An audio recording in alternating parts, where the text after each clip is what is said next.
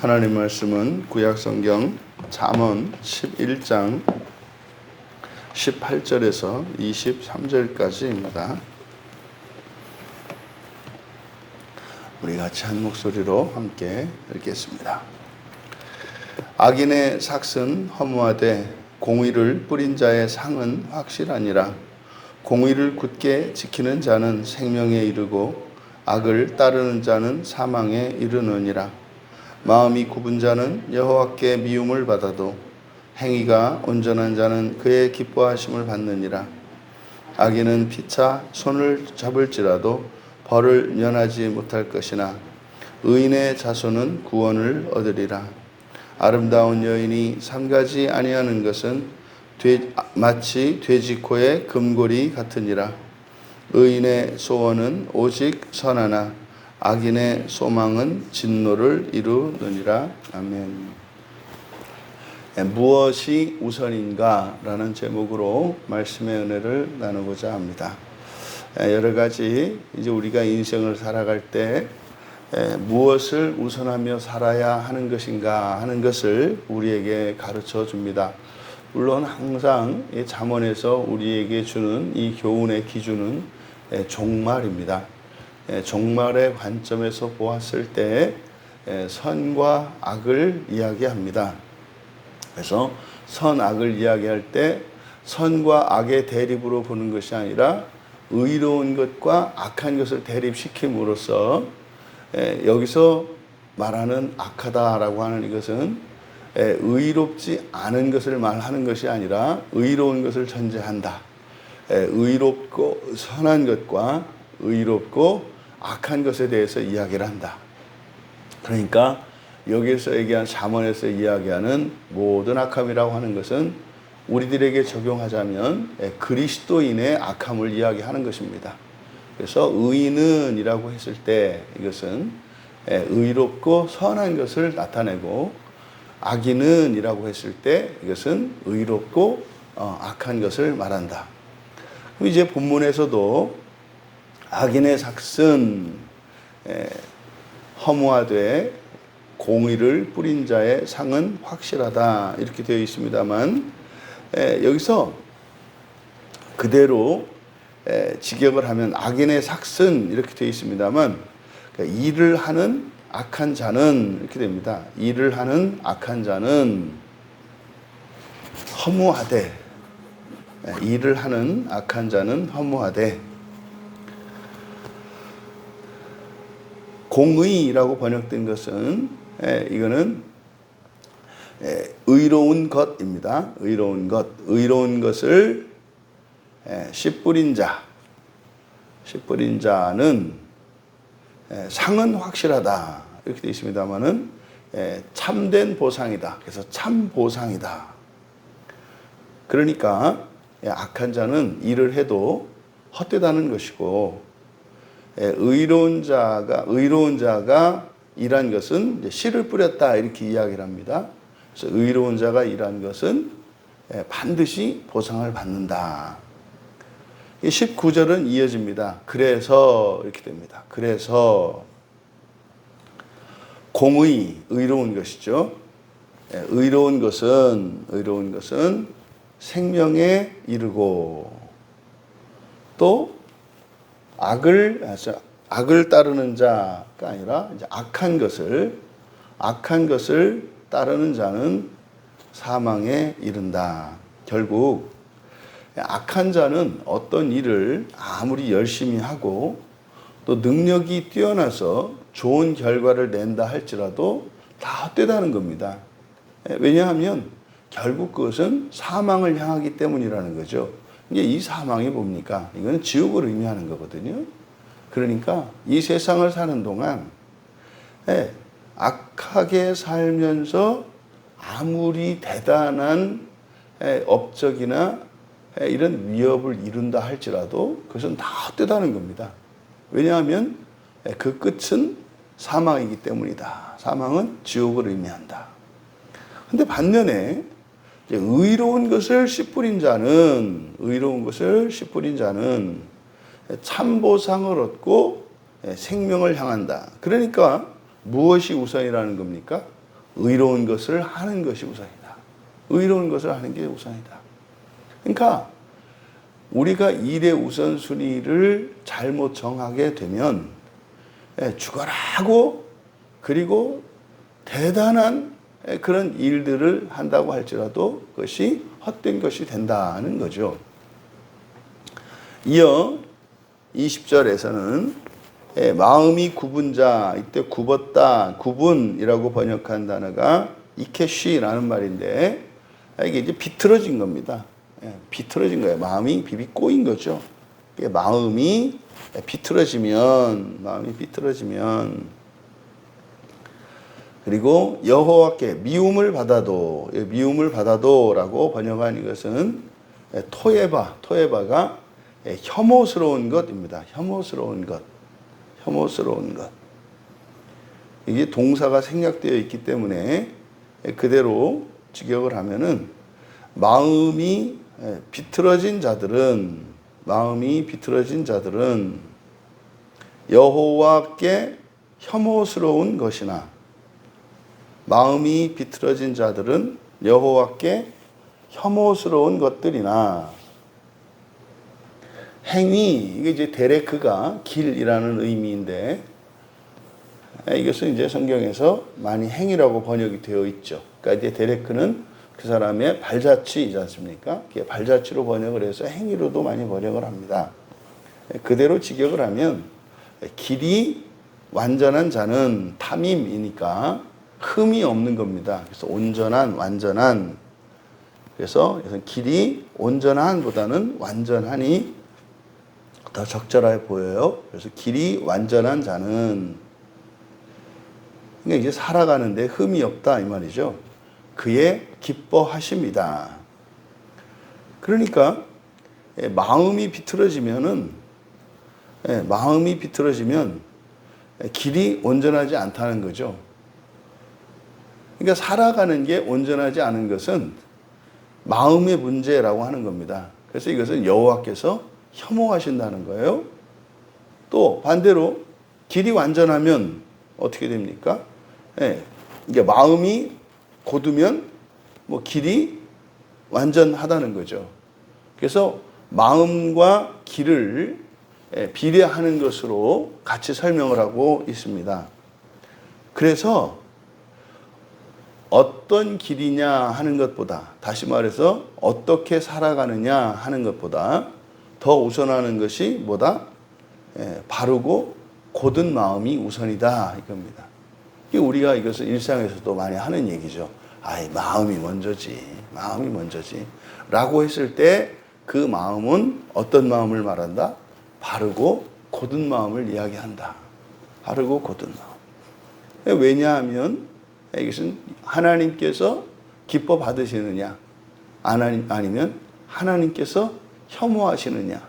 그러니까 우리의 인생의 성패의 기준은 하나님이 기뻐 받으시는 것이냐 하나님이 혐오하는 것이냐가 우선인데 그것을 위해서 우리에게는 뭐다? 마음이 우선이다. 그래서 어떠한 일들보다 그 일에 임하는 우리의 마음을 봐야 하는 거죠. 이제 지난주에 누군가 이제 그런 질문을 해왔어요. 노동에 대해서 말이죠. 창세기 3장에서 아담과 하와가 타락한 이후에 이제 사람에게 저주가 내린다고요. 그때 남자 아담에게 내려진 저주가 뭡니까? 노동의 저주거든요. 노동의 저주. 그러니까 노동이라고 하는 것이 먹고 살기 위해서 하지 않으면 안 되는 게 된 거예요. 그러니까 즐거운 일도 예를 들어 그런 거 있지 않습니까? 축구라든지 축구 이렇게 조기 축구 같은 것이 이제 취미가 돼요. 그거는 돈을 들이면서까지 새벽까지 막 일찍 일어나서 운동하고 또 그걸 위해서 막 회비도 내고 그러면서 열심히 하지 않습니까? 이게 즐겁잖아요. 막 기다린단 말이에요. 그런데 이제 프로 축구 선수가 되면 이제 어떻게 됩니까? 축구가 일이 된다고요. 그래서요, 남들이 볼 때는 더 선수 생활을 해도 될 것 같고 아직 기량도 충분하고 힘도 충분한데 그만두는 일이 생겨요. 왜요? 너무 스트레스를 받기 때문이죠. 그러니까 축구라고 하는 운동을 어떤 사람들이 취미로 할 때는 돈을 들이면서까지도 막 그냥 열성으로 하는데, 또 어떤 사람은 돈을 받으면서 엄청난 연봉을 받으면서 하는데도 이거 이제 못 그만둬서 이제 하는 게 된다 이 말이죠. 이게 차이가 뭡니까? 예, 그 동일한 그 일을 하는데 그 일이 의무감에서 하면, 하지 않으면 안 되는 의무가 돼버리면, 예, 이것이 기쁨이 되는 게 아니라 이게 이제 괴로움이 된단 말이에요. 이게 아담에게 내려진 그 저주가 이 노동의 저주란 말이에요. 예, 땀 흘려 일하지 않으면 먹고 살 수가 없어요. 예, 그리고 아무리 또 열심히 한다고 해서 한 만큼 결과가 나오는 게 아니에요. 뿌린 대로 거두지를 못해요. 이게 노동의 저주입니다. 그래서 우리가 그리스도인들이 예수님을 믿었을 때, 예수님을 믿고 구원을 받으세요라고 할 때 현재적인 의미의 구원, 구원의 현재적인 차원에서의 중요한 요소 중에 하나가 바로 뭐냐면 창세기 3장에서 내렸던 저주가 없어지는 거예요. 그러니까요, 내가 한 만큼 그 결과를 얻는 거, 이게 말입니다. 열심히 한 만큼 그 결과를 얻는 게 그게 당연한 게 아니거든요. 그리고요, 일하는 것 자체가 그게 기쁨이 되고 즐거움이 되고 영광이 되는 거예요. 여러분 지난주에 매물도 가실 때 뭐 그냥 질질 끌려가셨습니까? 아니잖아요. 여러분들이 일부러 휴가 내가지고 그 어려운 시간에 또 거기서 여러분이 뭐 룰루랄라 여러분들이 뭐 하고 싶은 거, 하고 싶은 건 했죠. 하고 싶은 건 했지만 시간을 마음대로 자유롭게 쓴 게 아니라 그 일정에 따라서 막 맞춰서 했지 않습니까? 밥을 먹더라도 여러분이 먼저 먹습니까? 먼저 다 챙겨드리고 이렇게 하는 거 아닙니까? 그런 거죠. 그러니까 우리들이 이렇게 일상에서의 이런 일에서 바로 그 노동의 저주라고 하는 이것이 풀리지 않으면 이게 이제 하면서도 마음이 괴롭단 말이에요. 그래서 이 노동의 저주가 풀렸다라고 하는 핵심이 뭡니까? 우리의 마음이죠. 마음가짐이. 그러니까 이제 보통 직장인들이 이제 월요일이 되면 월요병이라고 하는데, 그 이제 회사에 출근하는 이유가 자발적인 그것이 아니고 사명이나 사명이 아니라 이거는 마지못해 하는 호구지책이 되면 월요일은 이제 그렇게 힘든 겁니다. 근데 우리 그리스도인들에게 일터라고 하는 것은 어떤 것입니까? 이게 사실은 우리가 재창조를 하는 훈련이거든요. 이 다음에 부활해서 우리는 그냥 옥황상제랑 뭐 이게 가야금 듣고 검은 고치고 이렇게 노는 데가 아니란 말이에요. 죽어서 우리가 부활한다라고 했을 때 그 부활은 뭡니까? 하늘에 떠 있는 그 우주에 있는 별들을 완벽한 생태계를 갖춘 아주 그 아름답고 질서 잡힌 이렇게 별들로 만드는 게 부활 이후의 우리의 삶이란 말이에요. 그 기간을 1000년으로 본단 말이죠. 그러니까 우리가 살면서 하는 이런 일들은 바로 뭐 연습하는 거예요? 그때 그 창조 연습을 하는 거예요. 그때는 우리가 하는 게 아니라 뭡니까? 그때는 이제 부리면서 할 거거든요.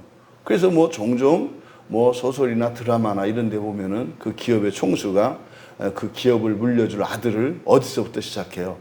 맨 밑바닥에서부터 일을 시키잖아요. 왜요? 전체를 다 알라는 거죠. 근데 사실은 지금 살면서 하는 우리가 하는 이런 모든 일들, 겪는 일들, 이게 뭡니까? 이 다음에 창조를 할 때 무엇을 주의해야 하고 그때 어떤 어려움이 있고 이거를 경험시키기 위한 거죠. 그러니까 여러분들은 뭐 하는 겁니까? 이제 뭐 기업으로 말하면은 그 기업을 물려받기 위한 바로 그 총주 수업을 하는 거죠. 창조 수업을 하는 겁니다. 그러니까 돈 받기 위해서 일하는 게 아니라요. 그리스도인은 바로 창조 연습을 하기 위해서 하는 거라고요. 그러니까 그 일이 영광스러운 일이 되지 않겠습니까? 그러니까 뭐 인생이 뭐 지그지 그 인생이 어떤 인생인데?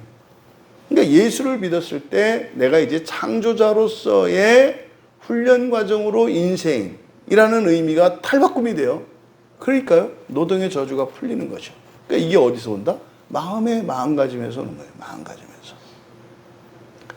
그리고 21절에 악인은 피차 손을 잡을지라도 벌을 면하지 못할 것이나 의인의 자손은 구원을 받으리라.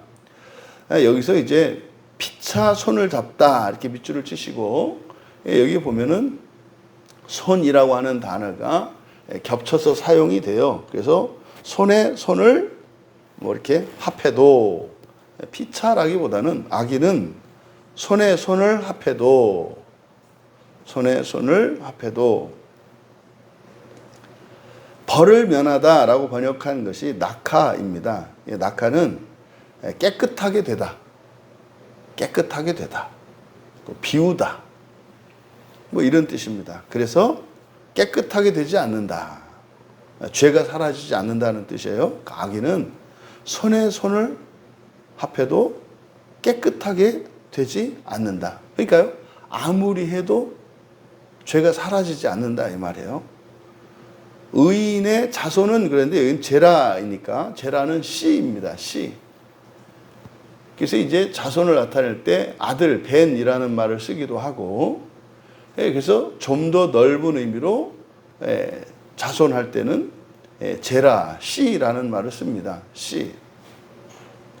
그러면 의인의 씨는, 여기 제라라고 쓰였기 때문에 의인의 씨는 구원받는다. 이거 뭡니까? 이게 전가 교리에 관한 거죠. 그러니까 악인은 자기 한 사람도 구원하지 못한다 이 말이에요. 아무리 노력을 해도. 야드가 의미하는 것, 손이 의미하는 것은 능력이기 때문에 능력에 능력을 더한다 할지라도 악인은 자기 한 사람 구원하지 못한다. 이게 이제 낙하, 깨끗하게 되지 않는다는 거죠. 근데 의인의 씨는 구원받는다. 그러니까 여러분, 우선 하는 게 뭐예요? 의인이 되는 거예요.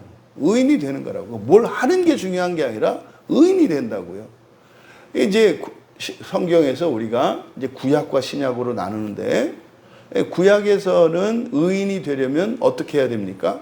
율법을 지켜야 한다고요. 율법을 지켜야 의인이 돼요. 구약에서는. 근데 신약에서는 어떻게 해야 의인이 됩니까? 예수님을 믿어야 돼요. 예수님을 믿어야 돼요. 근데 이거는 출발은 너무 다른 것처럼 보여요. 율법을 다 지키는 것과 완벽하게 지켜야죠. 단 하나라도 어겨서는 안 되죠. 의인이 되려면. 근데 신약 성경에서 우리에게 가르쳐주는 의인이 되는 길은 예수님을 믿고 예수님으로부터 그 의를 전가받는 거예요. 그게 이제 현상적으로 보면 너무 다른 것 같죠. 그래서 오늘날 잘못된, 그리스도인들의 잘못된 생각이 율법을 지켜서 의롭게 되는 길이 있고 예수를 믿어서 의롭게 되는 길이 있는데, 우리는 신약의 예수님을 믿는 사람들이니까 구약의 율법을 지켜서 의롭게 되려고 하는 사람들은 절대로 의롭게 될 수 없고, 예수를 믿어서 의롭게 되는 우리들만 의롭게 될 수 있다. 그러니까 율법을 지키는 것과 예수를 믿는 것이 A 또는 B, 그래서 어떤 선택지처럼 얘기한단 말이에요. 이게 아니죠. 율법을 지켜서 예수를 믿는 것과 예수를 믿어서 율법을 지키게 되는 것. 그러니까 이것의 우선순위가 율법이 먼저냐, 예수를 믿는 게 먼저냐의 차이예요. 그러니까 이게 우리가 그래서 보통 그리스도인은 집을 지을 때 지붕부터 짓는 겁니다, 이렇게 말씀드렸잖아요. 그리스도 예수를 믿음으로써 그리스도의 십자가의 그 공로에 힘입어 그리스도의 의를 전가받아서 먼저 의인이 돼요. 그래서 잠언에서도 지금 계속 의인과 악인의 대비를 한다고 그랬잖아요. 그러니까 이제 구약의 사람들은 의로운 것은 악한 것의 반대 개념으로 이해를 했단 말이에요. 그러니까 이것은 이제 우리가 신약에서 바로 이게 무슨 의미인지를 알게 되는 거죠. 그러니까 예수를 믿어서 의인이 되죠. 그런데 율법을 지킬 수 있는 사람이 있고 율법을 지키지 못하는 사람이 있어요. 그러니까 율법을 지키고 싶어하는 사람이 있고 율법을 지키기 싫어하는 사람이 있어요. 그러니까 의인이라 할지라도 선한 자가 있고 악한 자가 있다 이 말이에요. 그러니까 지금 여기서 말하는 건 뭡니까? 의인이 되는 것이 우선이다. 그러니까 이게 구약 사람들에게는 굉장히 어려운 말이에요. 이게 굉장히 어려운 말입니다. 그래, 결국에는 그러니까 율법을 다 지키지 않으면 의인이 안 되니까 아, 모든 일보다 율법을 지키는 게 우선이구나. 이 생각을 하는 거예요. 율법을 어기지 않는 게 우선이구나. 그러니까요. 여리고로 내려가던 그 길에 강도가 쓰러져 있어도 돕지 못하는 거예요. 왜요? 의로운 자가 되기 위해서. 의로운 자가 되기 위해서. 그러니까 자기의 정결이 깨지면 의로운 자가 안 된단 말이에요. 그러니까 율법 지상주의죠. 율법을 지키는 게. 그게 우선이에요. 이렇게 보십시오. 오늘날 대표적인 지금 잘못된 사이비 집단 같은 신천지 같은 데에서 그냥 신천지 같은 데는 뭐 이단이라고 할 것도 없어요. 그건 사이비란 말이에요. 사이비. 왜요? 가장 기본적인 기독교의 가정 질서를 깨요. 그건 무조건 사이비예요. 그는 이렇게 기독교 흉내를 냅니다만 그건 뭐 이단이라고 할 것도 아니고 그런 단체는 무슨 뭐 어떤 교리가 어떻고 이거는 따질 필요가 없는 거예요. 그냥. 그런 거죠. 근데 저 사람들이 가지고 있는 그런 생각이 뭡니까? 율법주의예요. 율법주의. 그러니까 그 율법주의라고 하는 것도 또 뭐 성경에 있는 율법이냐면 그것도 아니죠. 거기서 가르치는 교리를 마치 의롭게 되는 기준으로 삼는 거죠. 그러니까 성경도 아니고 자기들이 가르치는 어떤 교리야. 이거를 지키면 의롭게 된대. 이 자체가 말이 안 되는 거잖아요. 그러니까 지금 21절에서 이야기하는 의인이 우선이다라고 할 때 이것이 이제 오늘날 이제 예수 그리스도 이후에 하나님이 이 땅에 오신 이후로 의인이라고 하는 이 개념은 예수를 믿는 것입니다. 이제 그러면 어떤 일이 일어납니까? 점점점 우리가 선한 자들로 바뀌어 가죠. 그래서 점점점 더 온전해져 갑니다. 그래서 항상 이 구원이라고 하는 것과 의로움, 의롭게 된 것은 과거 시제와 현재 시제와 미래 시제가 있다. 구원의 과거, 현재, 미래, 의로움의 과거, 현재, 미래, 이게 같은 의미입니다. 그래서 이미 예수님이 십자가에서 죽어주심으로 우리는 의롭게 된 거예요. 현재적으로 우리가 의로운 것은 뭡니까? 예수를 믿는 겁니다. 예수를 믿음으로 예수 그리스도를 닮기 위해서 예수 그리스도를 완전히 닮는 것을 목표로 삼고 살아가는 것. 이게 현재의 의예요. 근데 종말의 의, 완성이 뭡니까? 부활 때 일어나는 일인데 완벽하게 예수 닮은 자가 된다고 해요.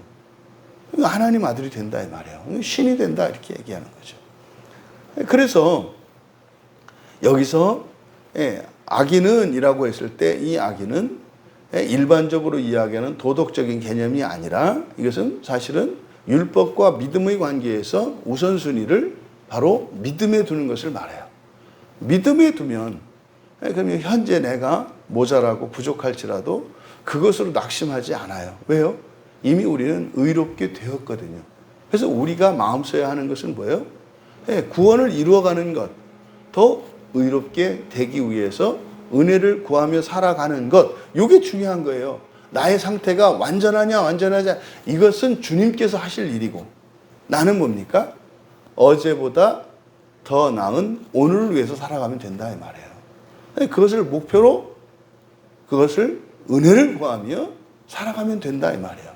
이게 우선이라고 하는 거죠. 그래서 율법보다 무엇이 우선이다? 믿음이 우선이다. 믿음이 우선이다. 22절은 아름다운 여인이 삼가지 아니하는 것은 마치 돼지코의 금고리 같으니라. 여기 이제 좀 많이 의역이 되어 있는데요. 원문은 돼지코의 금고리, 이게 주어입니다. 돼지코의 금고리는, 이게 주어예요. 돼지코의 금고리는, 이게 뭡니까? 안 어울리는 거죠.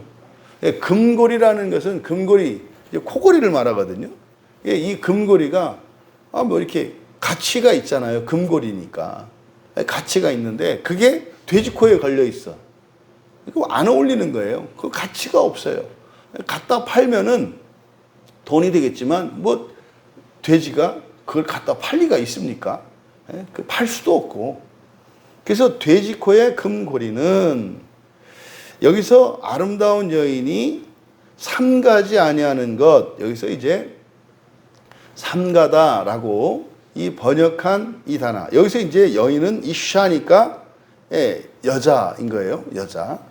우리가 성경에서 구약 성경에서 남자 여자 할 때는 거듭난 남자 여자를 이야기하는 거라 그랬어요. 사실은 이게 남편과 아내의 개념입니다만 이제 결혼하지 않았을 수도 있으니까.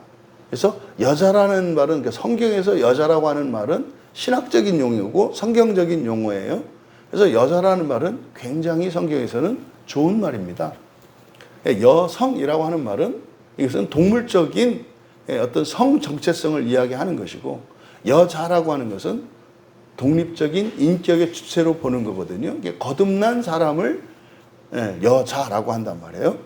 그래서 아름다운 여자, 이샤이고, 여기에 삼가다라고 이제 번역한 단어가 타암이거든요. 이 타암이라고 하는 것은 맛이에요. 맛. 그러니까 이것을 이제 맛을 판별하는 거니까, 맛을 이제 아는 거니까 이거를 뭐 판단이라고도 합니다. 그래서 미각 또는 맛 이렇게 되거든요. 그러면 여기서 제 우리말 성경으로는 삼가다라고 되어 있습니다만, 이게 맛이니까 그대로 직역을 하면 돼지코의 금고리는 맛을 모르는 아름다운 여인이다. 아름다운 여자다. 그러니까 맛을 모르는 아름다운 여자. 이게 뭐겠습니까? 이제 구약의 전통에서 또 성경에서 이제 아내로서 해야 되는 가장 중요한 가족 안에서의 책무랄까? 이게 또는 권리랄까? 이게 뭐냐면 요리하는 거거든요. 요리. 그러니까 무슨 말입니까? 맛을 모르는 아름다운 여자다. 그러니까 아름다운 여자, 아름다움은 뭐예요? 금고리 같은 거죠. 근데 맛을 몰라. 그러면은 그 여자는 아무리 아름다워도 뭐와 같다? 돼지와 같다. 그러니까요, 거듭난 여자인데 거듭난 여자가 소용이 없다 이 말이죠. 그러니까 여기서 바로 타함, 맛을 의미하는 이 타함이라고 하는 단어가 뭐겠습니까? 기본이죠, 기본. 기본. 그러니까 이게 뭡니까? 사실은 우리의 일상이라고 볼 수 있고요. 이거는 맡은 역할을 하는 거잖아요. 해야 되는 그 일상이죠, 일상. 이거 기본이죠. 그러니까 이런 기본이 되어 있지 않다면 그 사람이 가지고 있는 아무리 탁월한 무엇도 가치가 없다는 거예요. 누구에게? 자기 자신에게. 그런 거잖아요. 예를 들어서 학생인데 공부는, 학생은 가장 기본과 일상이 뭡니까? 배우고 공부하는 거잖아요. 근데 공부를 안 해. 학교도 안 가고 뭐 공부도 안 해. 그런데 아주 뭐 그냥 탁월한 무엇이 있어. 그 탁월한 능력이라고 하는 게 그 학생에게는 아무런 도움이 되지 않는다 이 말이에요. 그러니까 이것은 각자의 사명과 신분에 따른, 위치에 따른 기본, 이것이 우선이라는 거죠. 종종 우리들이 착각을 하는 게 그런 겁니다. 자기들이 해야 되는 기본적인 일을 하지 않고 더 뛰어난 어떤 일들을 하려고 해요. 아무 의미 없다 이 말이에요. 이게 종종 신앙생활 안에서 나타나죠. 우리가 예수를 믿고 교회 다녔을 때 사실은 1차적인 건 뭡니까? 자기의 구원이에요. 자기 사랑이 1차적인 거예요. 그 다음에 뭡니까?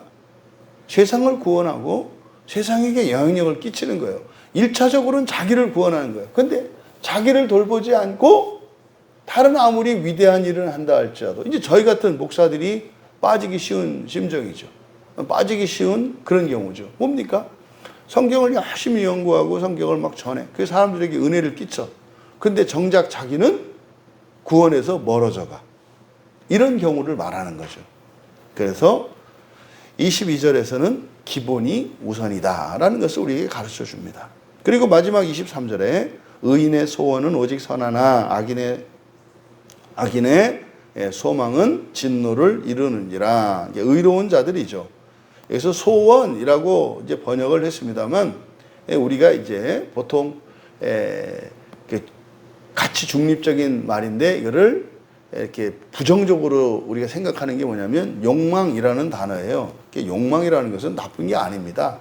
타와 이게 욕망이거든요. 욕망은 뭡니까? 무엇인가를 하고자 하는 그런 거거든요. 사실 이 욕망이라는 게. 그래서 의로운 자들의 욕망은 오직 선하나. 그러니까요. 의로운 자들은 무엇인가를 욕망하면 그건 뭐한 거다? 좋은 거다 이 말이에요. 좋다는 것은 자기에게도 좋고 모두에게도 좋은 걸 말해요. 성경에서 선하다 할 때는 절대적이기 때문에 지금도 좋고 나중도 좋은 거예요. 그러니까요.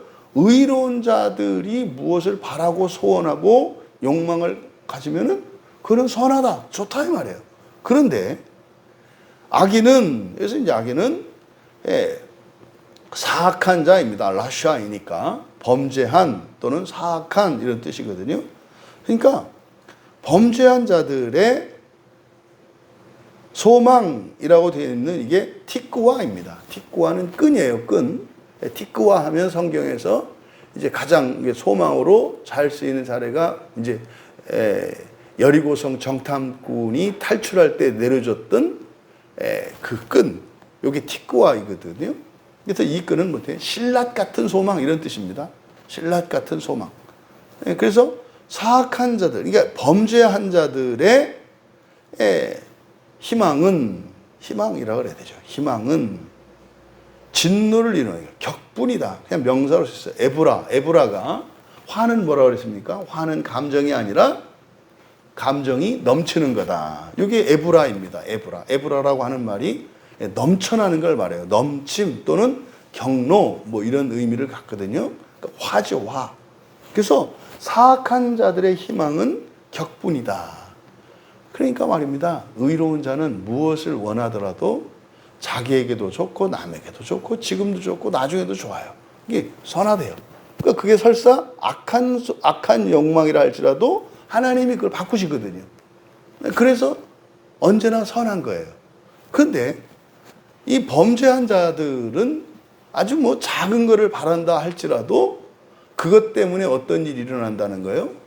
화를 당하게 되고 화를 미치게 된다 이 말이에요. 그러니까 무엇이 우선이다? 다시 한번 의로운 것이 우선이다. 그러니까요. 예수 그리스도를 믿고 의롭게 되는 이것이 인생을 살아가면서 가장 중요시하는 우선순위 1번이다 이 말이에요.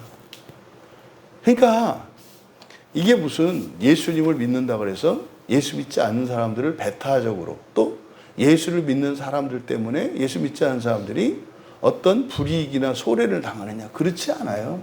그렇지 않아요. 예수를 믿는 그것은 오히려 모두에게 유익을 끼치고 절대적으로 선한 것입니다. 또 자기 인생에도 이것은 가장 우선하는 것이 예수를 믿는 것임을 밝히고 있습니다. 우리가 그리스도인으로 살아가는 그것이 얼마나 지혜롭고 복된 인생인가 하는 것을 기억하시고 오늘 하루 여러분의 삶 속에 의로운 자들로서 그렇게 하나님 나라의 소망을 위하여 모든 저주가 사라진 그런 진정한 구원의 기쁨과 감격으로 영광스러운 한 날이 되시기를 주님의 이름으로 축원합니다. 존귀하신 하나님, 예수 그리스도로 말미암아 의롭게 된 저희들이 오늘 하루도 더욱 의롭게 되기 위하여 살아가는 인생인 것을 기억하게 하셔서 기쁘고 즐겁고 감사하고 영광스러운 날 되게 하옵소서. 감사하며 예수님의 이름으로 기도하옵나이다.